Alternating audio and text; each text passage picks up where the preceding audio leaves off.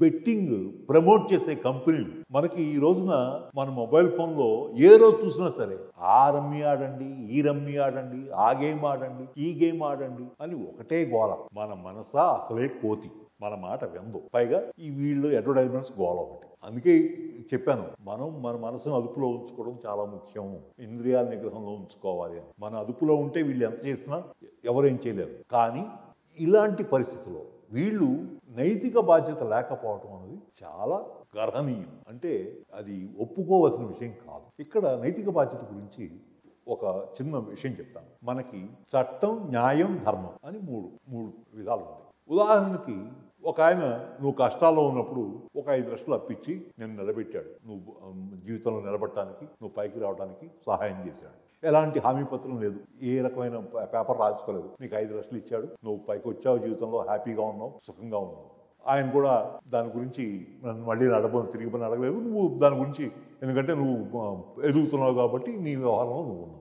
ఈ లోపల కాలక్రమేణా ఆయనకి నష్టాలు వచ్చి ఆయన పూర్తిగా చితికిపోయి ఆయన కుటుంబం రోడ్డున పడింది, ఆయన గతించాడు. అప్పుడు నువ్వేం చేయాలి? ఎలాంటి పేపరు లేదు, ఎలాంటి సంతకాలు లేవు, ఎలాంటి పత్రం లేదు. అప్పుడు ఎలాంటి పత్రం లేదు కాబట్టి నువ్వు చెల్లించాల్సిన అవసరం లేదు అంటుంది చట్టం. పత్రం లేకపోయినా సరే నువ్వు తీసుకున్న డబ్బుకి వడ్డీతో సహా అసలు తీర్చాలి అంటుంది న్యాయం.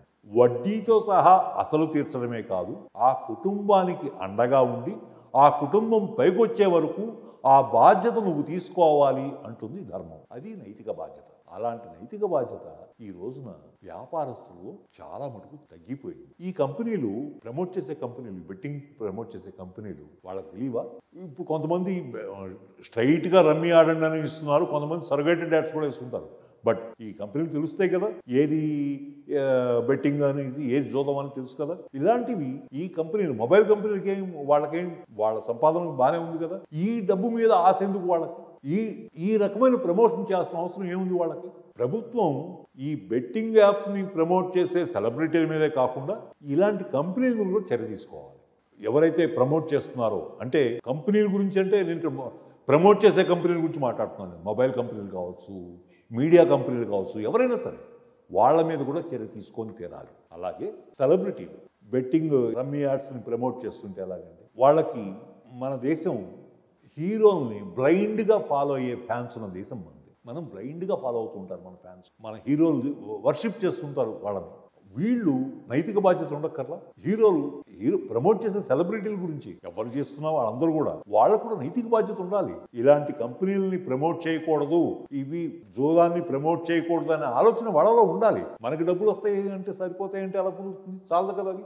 అలాగే నేను ఇక్కడ ఒక చిన్న విషయం చెప్తాను. కీర్తిశేషులు బాలసుబ్రహ్మణ్యం గారు, ఆయన చనిపోయే వరకు ఆయన అడ్వర్టైజ్మెంట్స్ వ్యవహారాలు, ఆయన సెలబ్రిటీ మేనేజ్మెంట్ నేను చూశాను. 2018లో అనుకుంటాను ఇలాంటిది ఒక కంపెనీ, నాకు ఆ కంపెనీ పేరు సరిగ్గా గుర్తులేదు, ఆ కంపెనీ అప్రోచ్ అయ్యారు, నన్నే అడిగారు ఫస్ట్. ఎందుకంటే ఆయన అడ్వర్టైజ్మెంట్స్ అని నా ద్వారానే వెళ్ళేవి, బాలుగారి అడ్వర్టైజ్మెంట్స్ అన్ని కూడా నేను మాట్లాడి ఫైనల్ చేసేవాడిని. నన్ను అడిగితే నేను నో చెప్పాను, మేము చేయమండి అన్న. ఎందుకంటే బాలుగారి సంగతి నాకు తెలుసు కాబట్టి, నువ్వు ఇది ఏముందిలే అని చెప్పేసి నన్ను పక్కన పెట్టేసి వాళ్ళు డైరెక్ట్గా బాలుగారిని అప్రోచ్ అయ్యారు. బాలుగారిని కలిసి మొత్తం నేషనల్ వైడ్ అండి, మీకు ఒక 2 కోట్లు ఇస్తాము, మాకు ఇది సంవత్సరానికి 2 కోట్లు దాకా ఖర్చు పెడతామండి, మీరు మాకు ఇది ప్రమోట్ చేయాలండి అన్నారు. ఆయన నిర్మోహమాటంగా నో చెప్పేశారు. ఆయన నో చెప్పడమే కాకుండా నాకు ఇమ్మీడియట్గా ఫోన్ చేసి, ఫలానా కంపెనీ వాళ్ళకి నేను నో చెప్పాను, నీ దగ్గరకు వస్తారేమో, నువ్వు ఒప్పుకోవద్దు అని చెప్పి నాకు చెప్పారు. ఎందుకంటే నేను ఎక్కడ ఒప్పుకుంటానేమో అని.